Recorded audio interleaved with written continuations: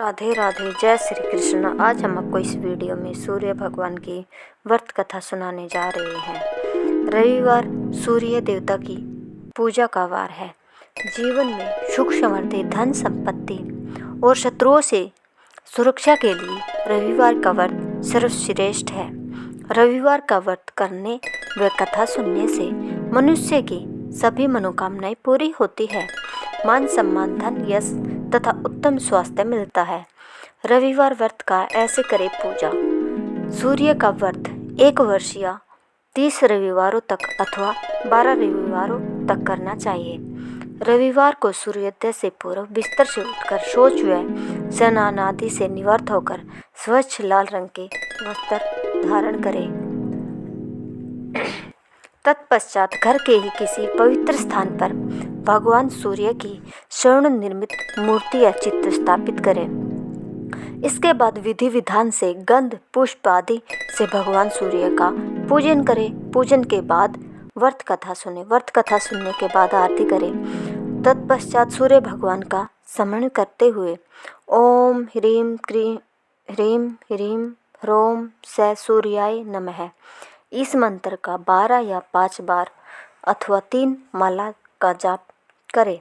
जप के बाद शुद्ध जल, रक्त, चंदन, अक्षत, लाल पुष्प और दुर्वा से सूर्य को अर्घ्य दें। सात्विक भोजन व फलाहार करें। भोजन में गेहूं की रोटी, दलिया, दूध, दही, घी और चीनी खाएं। रविवार के दिन नमक नहीं खाएं। रविवार व्रत कथा। प्राचीन काल में एक बुढ़िया रहती थी। वह नियमित रूप से रविवार का व्रत करती। रविवार के दिन सूर्योदय से पहले उठकर बुढ़िया स्नान आदि से निवृत्त होकर आंगन को गोबर से लीपकर स्वच्छ करती। उसके बाद सूर्य भगवान की पूजा करते हुए रविवार व्रत कथा सुनकर सूर्य भगवान का भोग लगाकर दिन में एक समय भोजन करती। सूर्य भगवान की अनुकंपा से बुढ़िया को किसी प्रकार की चिंता एवं कष्ट नहीं था। धीरे धीरे उसका घर धन धान्य से भरा रहा।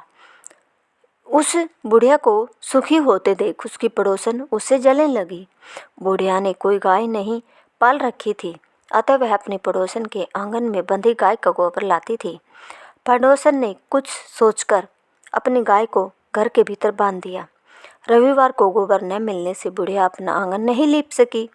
आंगन न लीप पाने के कारण उस बुढ़िया ने सूर्य भगवान को भोग नहीं लगाया और उस दिन स्वयं भी भोजन नहीं किया। सूर्यास्त होने पर बुढ़िया भूखी प्यासी सो गई।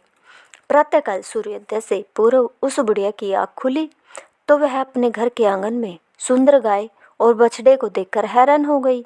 गाय को आंगन में बांधा देखकर उसने जल्दी से उसे चारा लाकर खिलाया।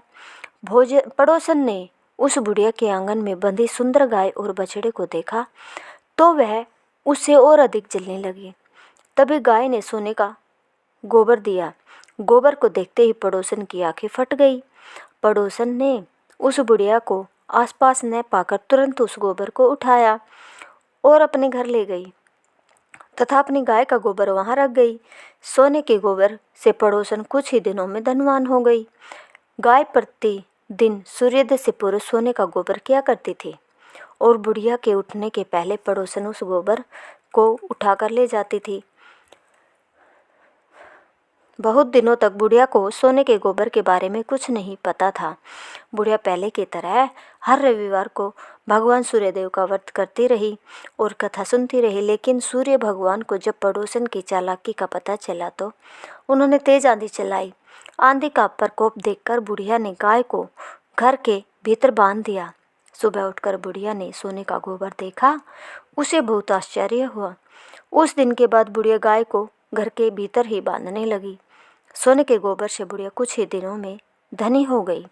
उस बुढ़िया के धनी होने पर पड़ोसन बुरी तरह जल भुनकर राख हो गई और उसने अपने पति को समझा बुझाकर उसे नगर के राजा के पास भेज दिया। सुंदर गाय को देखकर राजा बहुत खुश हुआ।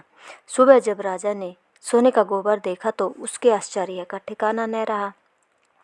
उधर सूर्य भगवान को भूखी प्यासी बुढ़िया को इस तरह प्रार्थना करते देख उस पर बहुत करुणा आई। उसी रात सूर्य भगवान ने राजा को स्वप्न में कहा, राजन, बुढ़िया की गाय व बछड़ा तुरंत लौटा दो, नहीं तो तुम पर विपत्तियों का पहाड़ टूट पड़ेगा, तुम्हारा महल नष्ट हो जाएगा। सूर्य भगवान के स्वप्न से बुरी तरह भयभीत राजा ने प्रातः उठते ही गाय और बछड़ा बुढ़िया को लौटा दिया। राजा ने बहुत सा धन देकर बुढ़िया से अपनी गलती के लिए क्षमा मांगी। राजा ने पड़ोसन और उसके पति को उनकी इस दुष्टता के लिए दंड दिया। फिर राजा ने पूरे राज्य में घोषणा कराई कि सभी स्त्री पुरुष रविवार का व्रत किया करें। रविवार का व्रत करने से सभी लोगों के घर धन धान्य से भरे रहेंगे। राजत्य में चारों ओर खुशहाली छा गई। स्त्री पुरुष सुखी जीवन यापन करने लगे तथा सभी लोगों के शारीरिक कष्ट भी दूर हो गए। अगर आपको हमारी यह कथा पसंद आई तो प्लीज़ हमारे चैनल को लाइक सब्सक्राइब जरूर करें। धन्यवाद।